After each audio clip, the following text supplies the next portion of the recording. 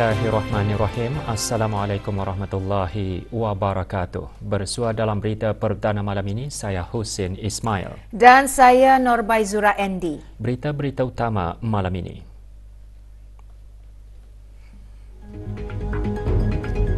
Kebawah Duli Yang Maha Mulia Paduka Seri Baginda Sultan dan Yang di-Pertuan Negara Brunei Darussalam bertitah antara lain menekankan mengenai perlunya usaha diteruskan dan dipertingkatkan lagi ke arah mempelbagaikan ekonomi serta memberikan tumpuan kepada industri-industri strategik.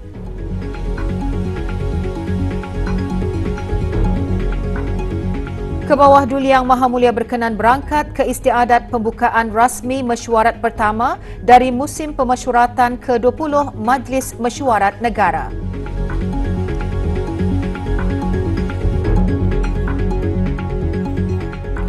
Mesyuarat pertama dari musim pemesyuaratan ke-20 Majlis Mesyuarat Negara memulakan sidangnya pagi tadi dengan istiadat pembukaan rasmi yang berlangsung dengan sangat signifikan dan bersejarah. Kebawah Duli Yang Maha Mulia Paduka Seri Baginda Sultan dan Yang di-Pertuan Negara Brunei Darussalam berkenan berangkat ke istiadat tersebut.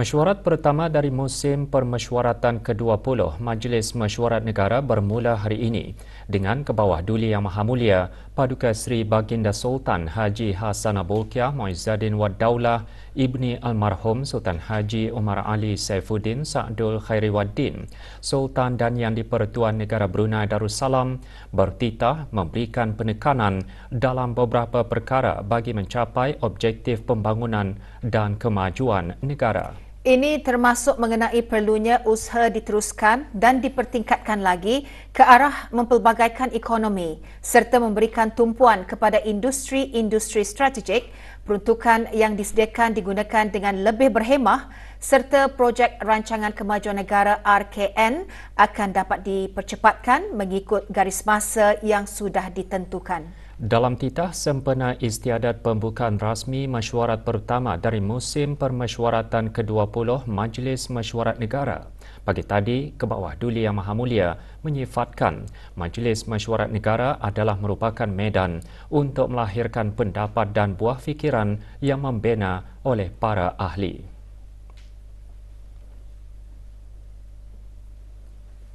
Ia dihasratkan kekal relevan untuk membincang perkara-perkara strategik yang bermanfaat bagi rakyat dan negara.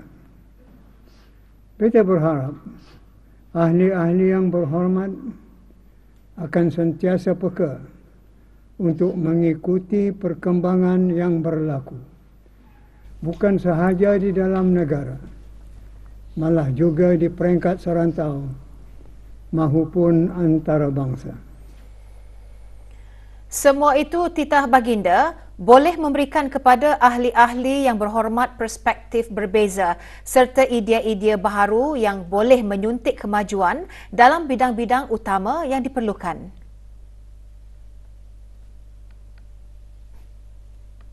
Secara khusus, beta juga mahu ahli-ahli yang berhormat yang dilantik akan sentiasa turun padang untuk bermuzakarah dengan pihak-pihak berkepentingan dari sektor kerajaan, swasta, persatuan-persatuan dan lebih-lebih lagi para penduduk yang diwakili masing-masing.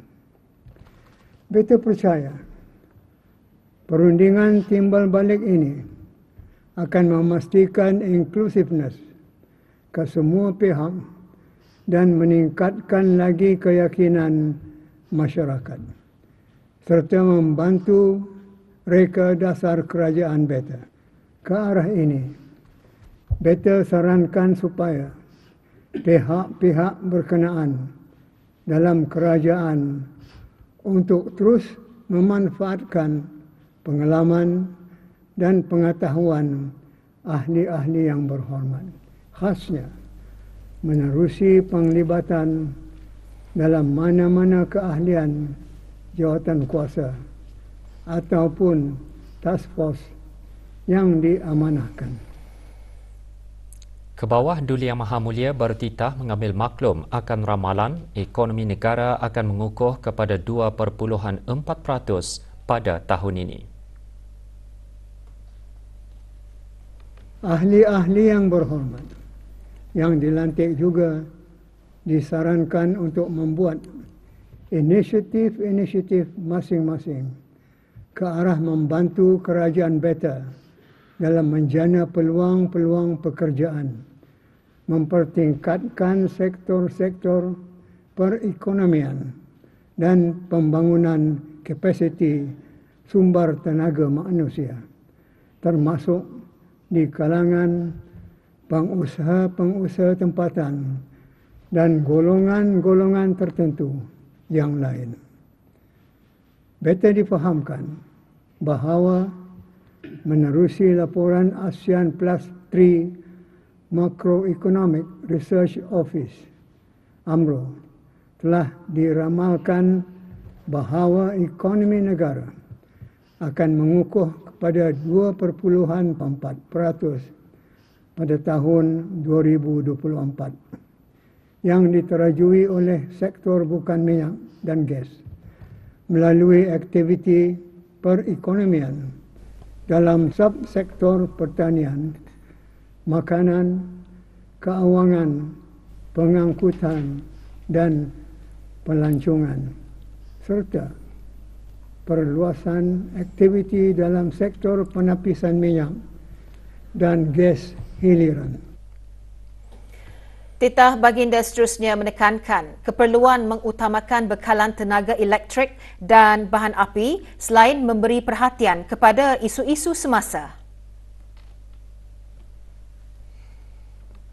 Beta juga telah difahamkan bahawa beberapa usaha mempelbagaikan ekonomi telah pun dilaksanakan, namun masih saja belum mencukupi untuk mengimbangi kedudukan defisit fiskal kerajaan.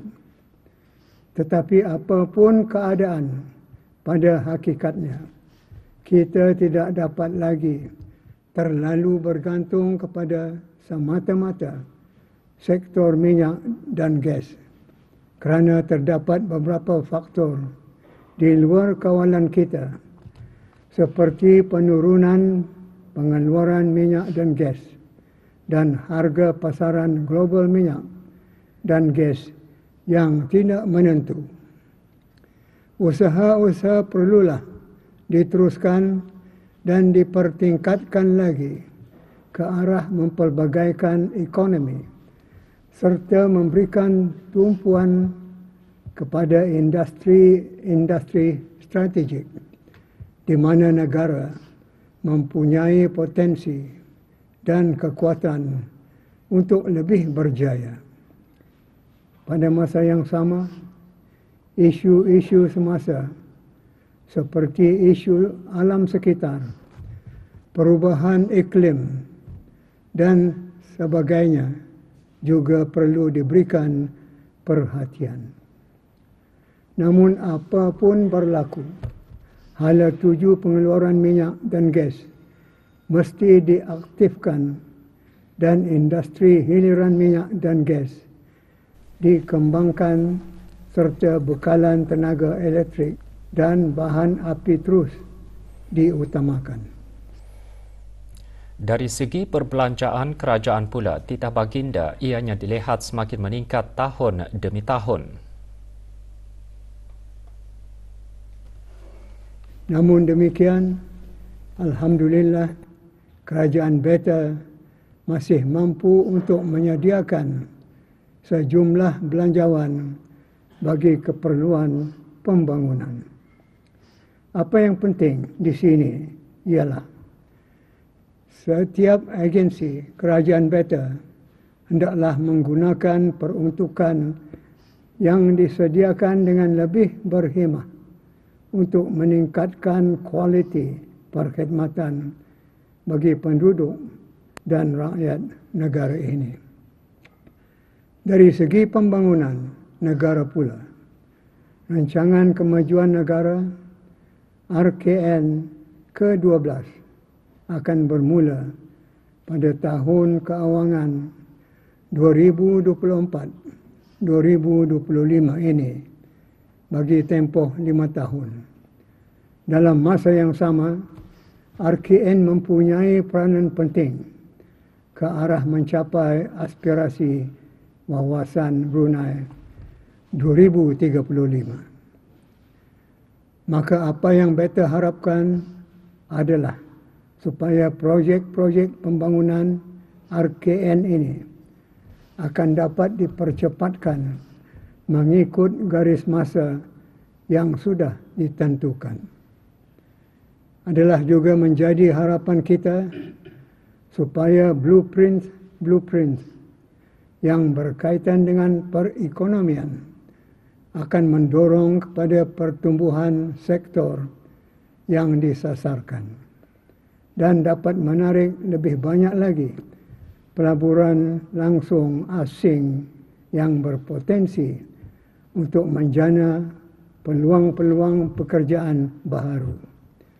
Untuk akhirnya, beta sekali lagi menyarankan agar persidangan ini akan dapat dimanfaatkan sepenuhnya bagi mencapai objektif pembangunan dan kemajuan negara.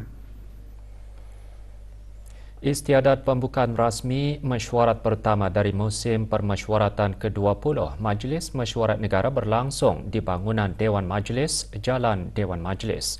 Ia menandakan bermulanya sesi membincangkan peruntukan belanjawan negara bagi tahun kewangan 2024-2025. Berangkat sama paduka Ananda dan Adinda ke bawah Duli Yang Maha Mulia, Duli Yang Teramat Mulia Paduka Seri Pangeran Muda Mahkota Pangeran Muda Haji Al-Muhtadi Billah, Menteri Kanan di Jabatan Perdana Menteri selaku ahli rasmi kerana jawatan, Duli Yang Teramat Mulia Paduka Seri Pangeran Perdana Wazir Sahibul Himmah wal Waqar Pangeran Muda Muhammad Bolkiah, Duli Yang Teramat Mulia Paduka Seri Pangeran Bendahara Seri Maharaja Permaiswara Pangeran Muda Haji Sufri Bolkiah dan Duli Yang Teramat Mulia Paduka Seri Pangeran di Gadong Sahibul Mal Pangeran Muda Haji Jeffrey Bolkiah. Keberangkatan ke bawah Duli Yang Maha Mulia dijunjung oleh Yang Berhormat Pihin Orang Kaya Sri Lela Datuk Seri Setia Awang Haji Abdul Rahman bin Datuk Setia Haji Muhammad Taib yang di-Pertua Majlis Mesyuarat Negara dan Dr. Dayang Hajah Huraini binti Pihin Orang Kaya Setia Jaya Datuk Paduka Awang Haji Hurairah Juru Tulis Majlis Mesyuarat Diraja, Setiausaha Majlis Mesyuarat Menteri-Menteri Kabinet dan Juru Tulis Majlis Mesyuarat Negara.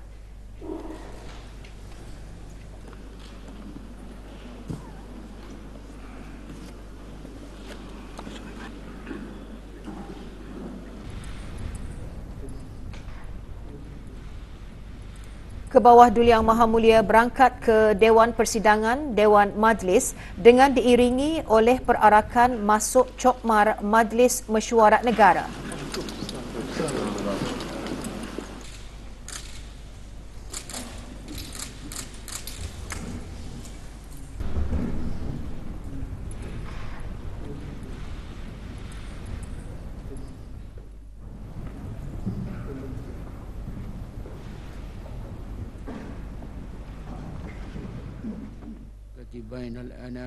Doa selamat dibacakan oleh Yang Berhormat Pihin Datu Seri Maharaja Datuk Paduka Seri Setia Dr. Ustaz Haji Awang Abdul Aziz bin Junid Mufti Kerajaan.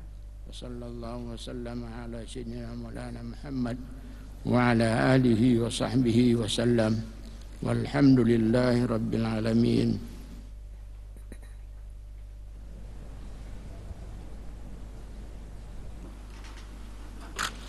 Persidangan Majlis Mesyuarat Negara kali ke-20 akan membincangkan dan meluluskan perkara utama iaitu Rang Undang-Undang 2024 Perbekalan 2024-2025.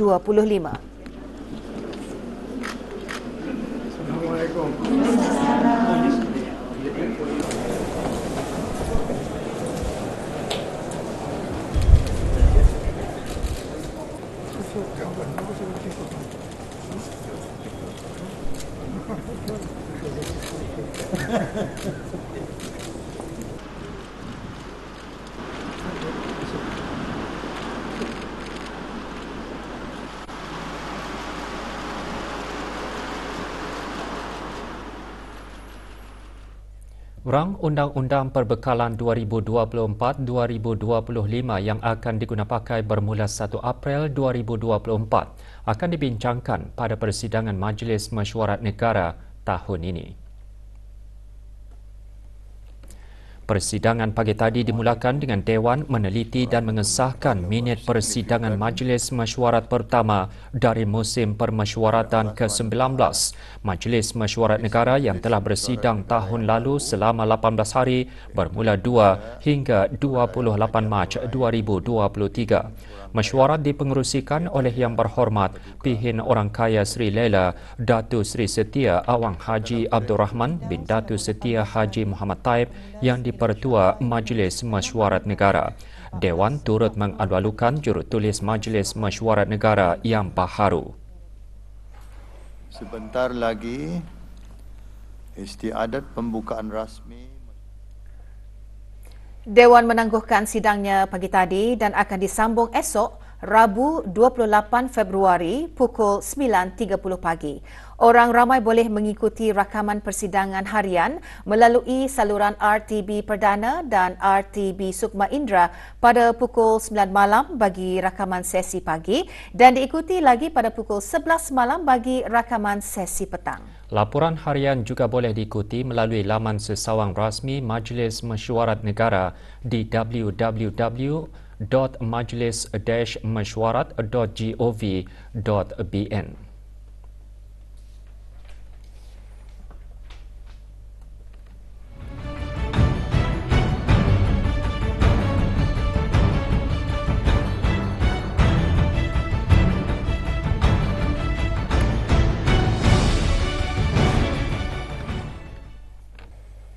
Orang ramai sekali lagi berpeluang untuk menyumbang ke tabung dana bagi pembinaan Masjid Negara Brunei Darussalam melalui perkhidmatan pesanan ringkas SMS.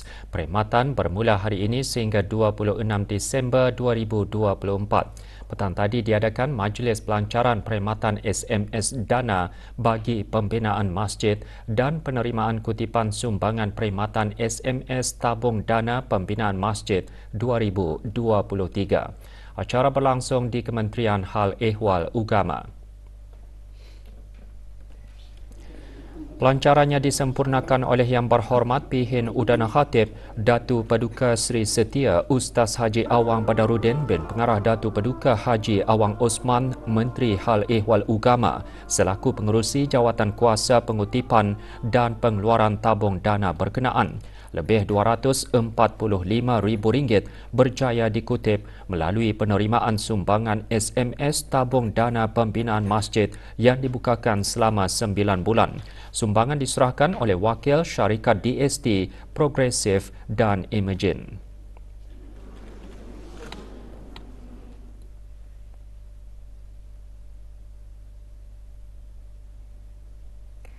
Kementerian Hal Ehwal Dalam Negeri dan jabatan-jabatan di bawahnya petang tadi mengadakan Majlis Sambutan Isra' dan Mi'raj. Acara kelolaan Jabatan Penjara berlangsung di kementerian berkenaan.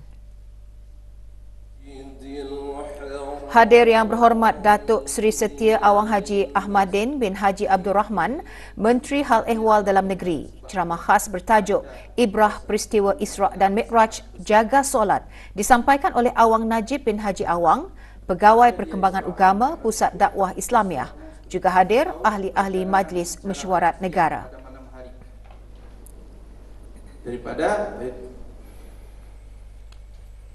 Ahli Jawatan Kuasa Takmir Masjid Kampung Telisai Daerah Tutong dengan kerjasama Pejabat Hal Ehwal Masjid Daerah Tutong pagi tadi mengadakan ceramah sempena Isra' dan Mi'raj.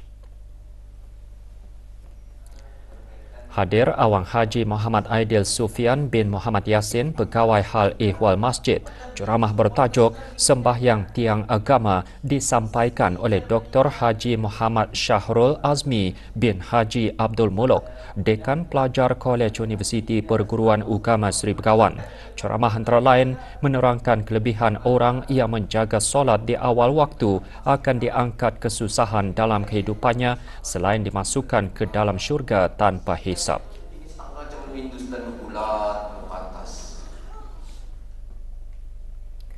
Mempelajari bahasa asing merupakan kunci bagi memahami sejarah, budaya dan tradisi negara luar.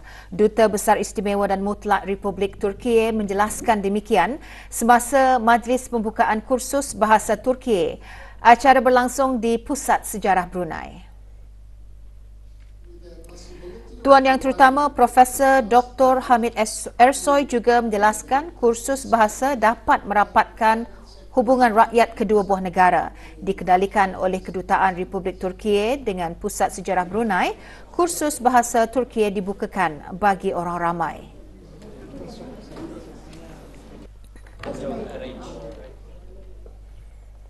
Forum Brunei 2024 yang berlangsung selama 2 hari berakhir petang tadi dengan penyampaian rumusan penutupan.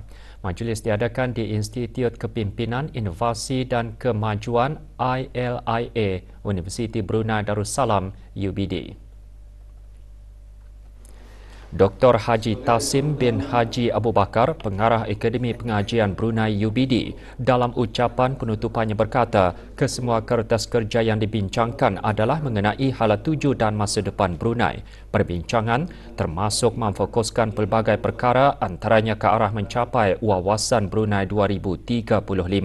Terdahulu penyampaian rumusan penutupan diserahkan kepada Pengarah Akademi Pengajian Brunei.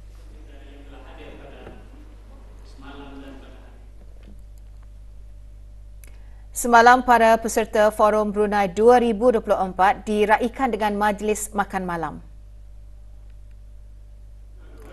Hadir Dr. Awang Hazri bin Haji Kifli, Naib Chancellor Universiti Brunei Darussalam UBD. Pengisian acara, penyampaian sijil dan cenderamata kepada penceramah jemputan dan para penaja atas sumbangan mereka dalam menjayakan Forum Brunei 2024. Juga hadir komiti forum dan panel perbincangan khas serta para pembentang kertas kerja. Majlis dianjurkan oleh Akademi Pengajian Brunei UBD. Kementerian Pendidikan melalui Jabatan Pendidikan Co-Kurikulum dengan kerjasama bahagian tabung simpanan darah, Pusat Pendermaan Darah, Hospital Raja Isteri Pengiran Anas Salihah menganjurkan kempen derma darah. Kempen diadakan di sebuah pusat membeli belah di Brakas.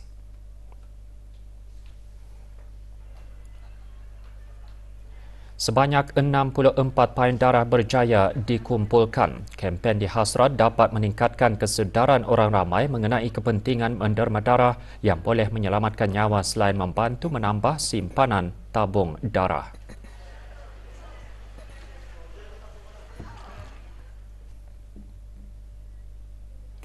Bahagian Industri dan Ekosistem Perniagaan melalui Unit Sukatan dan Timbangan SDT dan Jabatan Perancangan Ekonomi dan Statistik JPES, Kementerian Kewangan dan Ekonomi baru-baru ini mengadakan operasi bersepadu di beberapa buah premis perniagaan di daerah Belait.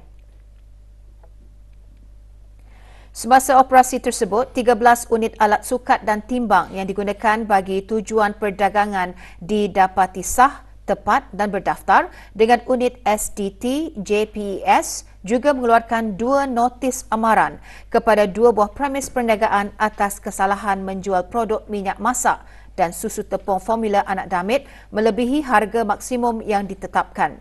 Bagi sebarang keterangan lanjut, hubungi talian atau email yang tertera.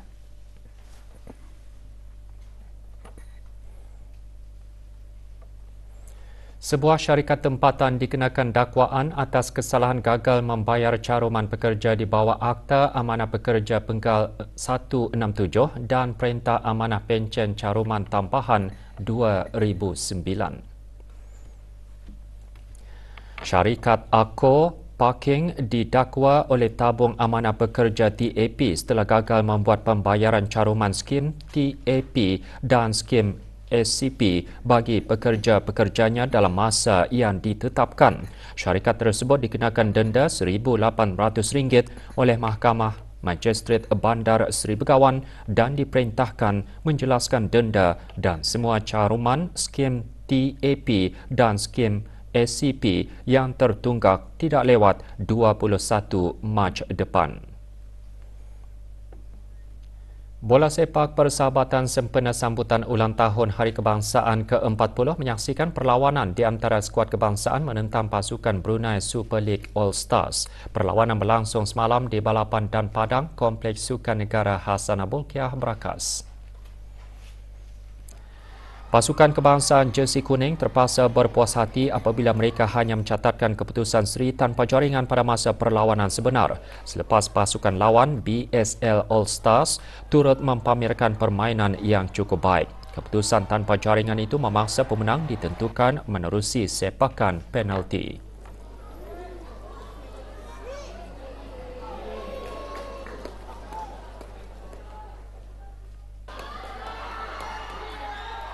Pasukan BSL All Stars ternyata lebih unggul apabila berjaya menyempurnakan 4 sepakan berbanding 2 jaringan pasukan kebangsaan sekaligus memastikan pasukan BSL All Stars muncul pemenang dan menerima hadiah wang berjumlah RM1,500.